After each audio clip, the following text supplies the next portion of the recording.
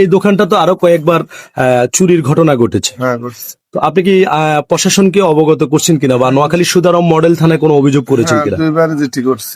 আচ্ছা, 3বার হয়েছে, এবার সকাল 4বার হয়েছে, 2বার জিটি করছে। জিটি করার পরে প্রশাসনের লোকজন কি ঘটনাস্থলে এসেছে কিনা? হ্যাঁ আসছে, একবার আসি তদন্ত করে দেখি গেছে, আর কোনো ইয়ে হয়নি। আচ্ছা, আপনার কালকে যে চুরির ঘটনাটা ঘটেছে আপনার দোকানে, আপনি কি কাউকে সন্দেহ করছেন?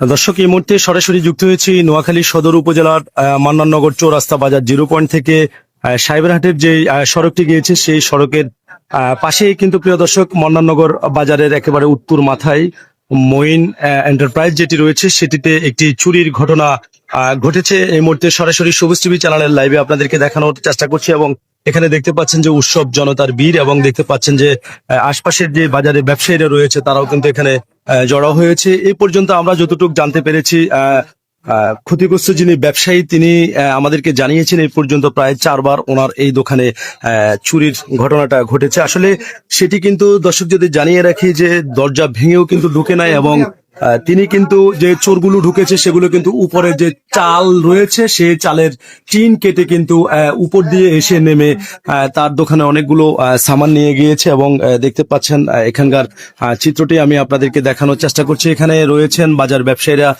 সবাই এসেছেন এবং দেখতে পাচ্ছেন যে এই যে যেই সুড়ঙ্গটা দেখছেন, আমি আসলে স্লিং এর কারণে দেখাতে পারছি না, আলোর সজ্জা যেটি দেখছেন এই যে স্লিং এর এখান দিয়ে কিন্তু উপরে টিন কেটে কিন্তু চোর প্রবেশ করেছে। আসলে তিনি কিন্তু কয়েকবার এ পর্যন্ত ক্ষতিগ্রস্ত হয়েছেন, এই পর্যন্ত প্রায় 4বার ক্ষতিগ্রস্ত হয়েছেন। এখন পর্যন্ত এটার কোনো চোরের সন্ধান এখন পর্যন্ত মিলাতে পারেন না এবং তিনি থানায় অভিযোগ করেছেন কিনা আমরা এই মুহূর্তে তার সাথে একটু যুক্ত হওয়ার চেষ্টা করব।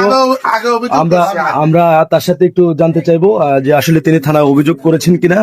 এখানে দেখতে পাচ্ছেন সকল আরো ব্যবসায়ীরা কিন্তু জড়ো হয়েছেন, সবাই এসেছেন। আমরা কথা বলবো আসলে এই বাজারের বিশিষ্ট ব্যবসায়ী যিনি মঈন, আমরা তার সাথে একটু যুক্ত হব।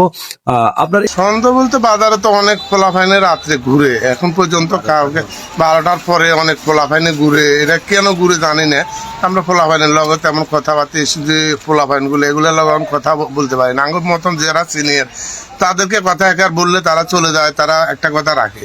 এখনকার এই পোলাফাইন গুলোর কথা তো কেউ আপনি কি বলছি যে আপনি কি কাউকে সন্দেহ করছেন? আমি এখন পর্যন্ত কাউকে সন্দেহতা অনেকে আছে।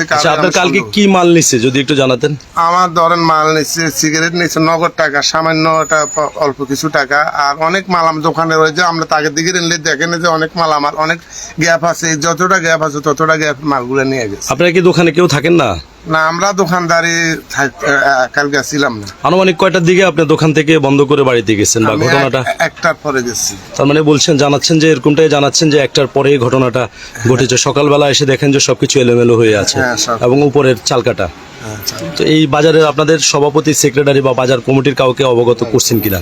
না, আঙ্গো বাজারে কোনো কমিটি নেই। আঙ্গো বাজারে দীর্ঘদিনে অবহেলিত, এটাতে কোনো কমিটি নেই। এবং আপনাদের বাজারে কি নাইট গেট আছে? না, নাই, নাইট গেট নাই। এখন পর্যন্ত কি আপনি থানায় অবগত করছেন সকাল থেকে? না, সকাল থেকে অবগত করিনি। আচ্ছা আচ্ছা, আগে 2বার করছিলাম কথা বলতে, এটার এমন ফলাফল তেমন পাইনি, কথা বলছেন।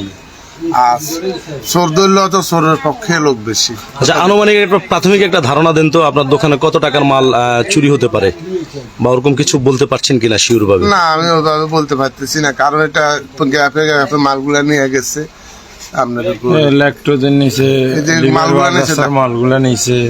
কথাটা বলছি।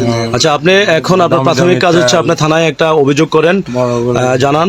থানা অবশ্যই প্রশাসন আপনার এখানে আসবে, তদন্ত করবে, বিষয়টা অবশ্যই দেখবে তিনি, ওনারা অবশ্যই দেখবেন। আমরা এখন কথা বলবো আসলে এখানে আমরা দেখতে পাচ্ছি যে আপনার এলাকা তো এটাই না? হ্যাঁ হ্যাঁ, আমার এলাকা এটা। আচ্ছা, আপনার ঘটনাটা আনুমানিক কয়টার দিকে জানতে পেরে এখানে এসেছেন? আমি সকাল 9:30টার সময় সেই বিষয়টা জানতে পারলাম যে মহিন মামার দোকান চুরি হয়েছে। এখন আসি দেখলাম যে পরিস্থিতি, উপরে টিন কেটে দোকানে অনেক মালামাল নিয়ে গেছে এবং এত দুর্ভাগা ব্যবসায়ীরা দোকানের ভিতরে যে পরিস্থিতি করে গেছে, সেই পায়খানা পর্সা পর্যন্ত দোকানের ভিতরে করে দিয়ে গেছে। আমরা এর আগেও অনেক চেষ্টা করেছিলাম, মান্নাননগর বাজারের রাতের 12টার পরে অনেক পোলাপাইন আড্ডা দেয়। আমরা এগুলা নিয়ন্ত্রণ করতে গিয়ে অনেক সমস্যার পড়ি। আসলে আমাদের এই বাজারে দীর্ঘদিন পর্যন্ত কমিটিও নেই এবং বাজারে নাইট গার্ডও নেই। ব্যবসায়ীরা অনেক দুঃখিত, এরা ক্ষতিগ্রস্ত, অনেক ক্ষতিগ্রস্ত। এরা ঋণ করে এরা ব্যবসা বাণিজ্য করে।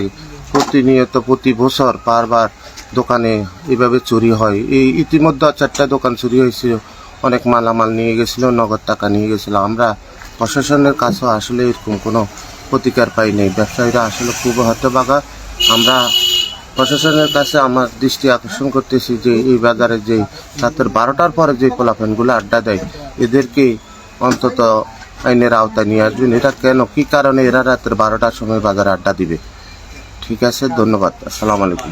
দর্শক, আমরা কথা বলেছি ভুক্তভোগী ব্যবসায়ী যিনি, তিনি আমাদেরকে জানিয়েছেন এর আগেও তার দোকানটি 4বার চুরি হয়েছে। সে এখন পর্যন্ত কাউকে ধরতে পারে না এবং প্রশাসনকেও নোয়াখালী সুদারম মডেল থানায়ও কিন্তু অভিযোগ করেছেন। আসলে এটার কোনো ছুরা পান নাই।